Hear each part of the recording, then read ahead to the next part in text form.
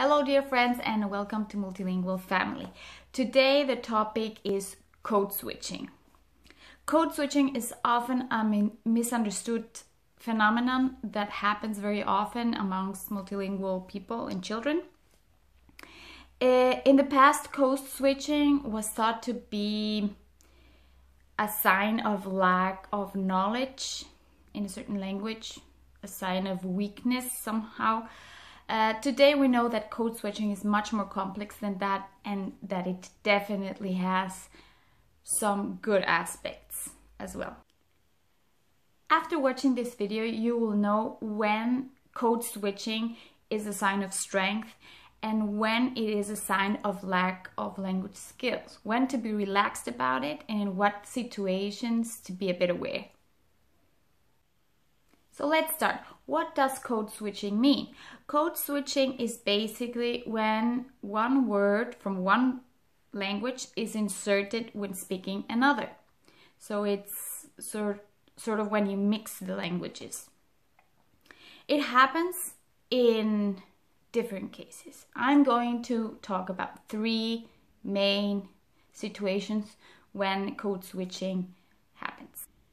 The first and most common one in multilingual children is lack of vocabulary words around a certain topic.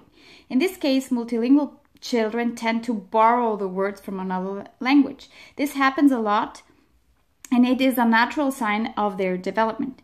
The older and more proficient they get, the less they'll need to switch.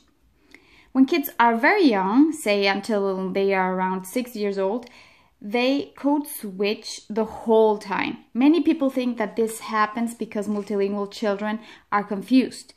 This is definitely not the case. Multilingual children are not confused. Code switching is a part of the natural learning process, and their brains are so amazing that they look for the fastest and most efficient way to communicate. So they are actually using all their brain power. Nevertheless, don't forget to be a good role model to your kids.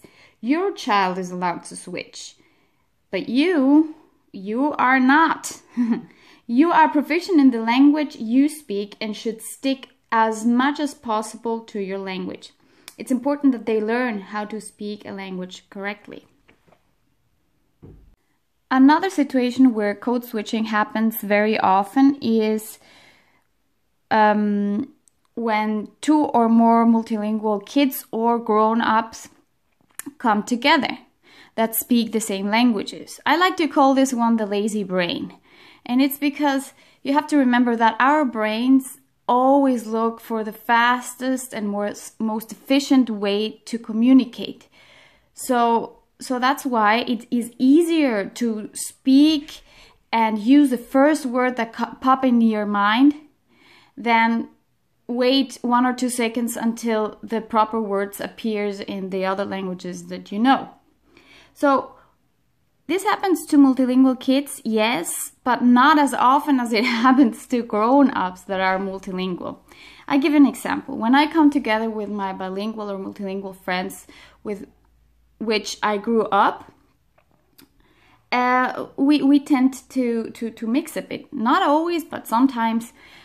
We speak in Spanish, and then some words we borrow from English or from German. And it is just because it's easier, it's faster. The other person understands it right away. There's no need to explain anything. And this is different from the other situation when actually vocabulary words are missing. In this situation, they are not missing. If the multilingual person would wait 1 or 2 seconds, the word would probably pop up in the right language. It's just that, we're being lazy, or we're being not wanting to think too much, and that's why we just use the word that pops up first. So that's the second situation when code switching often appears. This code switching situation is a sign of high language competence. It can appear in children, but because they are still developing their language skills and they are not yet on a proficient level. You don't see that very often in children.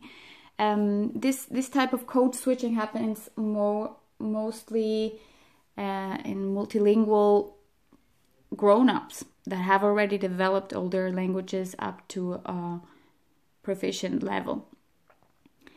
And as I was saying before, our brains always want to find the more efficient and sometimes also the most precise way to communicate.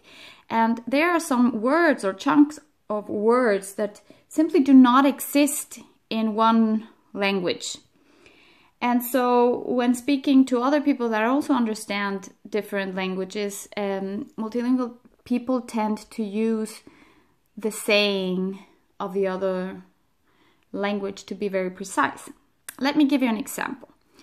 In Spanish, there is the word estar empalagado or estar empalagada. That's a verb that describes a situation where you feel full. Whoops, I just found a mistake. Estar empalagada is not a verb, it's an adjective. Sorry about that. But not just of any type of food, but specifically of sweets. So if you've had enough of sweet stuff and you feel almost sick, that's what estar empalagado means. This word, I come to realize that does not exist in German nor in English. There is no word that describes exactly that state.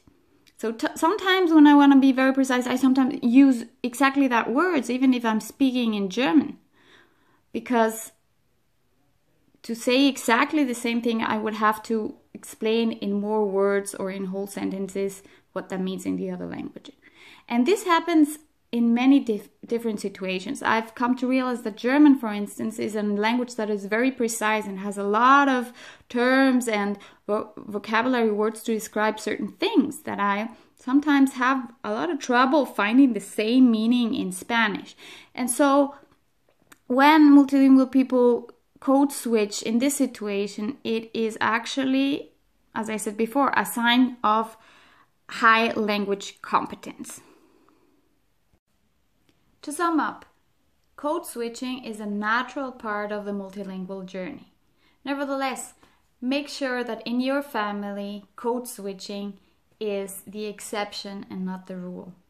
To make sure that the languages you're speaking at home have a high quality. Thank you for watching, and don't forget to sign up for free videos and games. See you next time. Ciao.